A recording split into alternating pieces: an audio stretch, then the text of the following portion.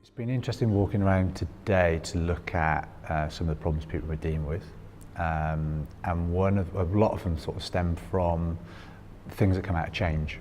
Obviously, as a project manager, I do a lot of stuff around change, but making sure that things you do change are ultimately correct for the service afterwards.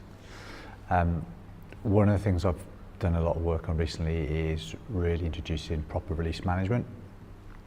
And one of the key things of that is to make sure you've got all the sort of stakeholders in there involved.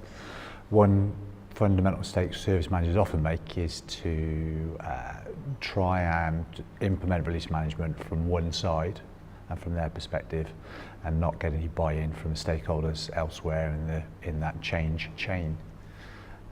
What tends to happen then is that you get disinterest and dissatisfaction.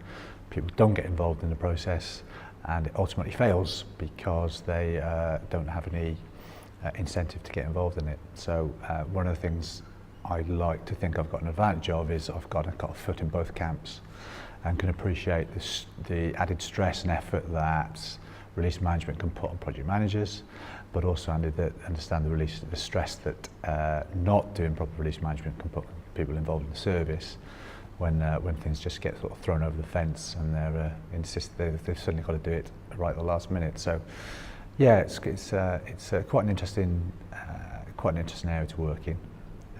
It is one that takes well, I guess one of the things that came out of the ITSMF conference this year was the importance of the people bit of people, process and technology, and it's simply based around that as well. So as good as your release management process might be, or your project management processes, or your change process, they all fundamentally fall down if you don't get the people involved brought in.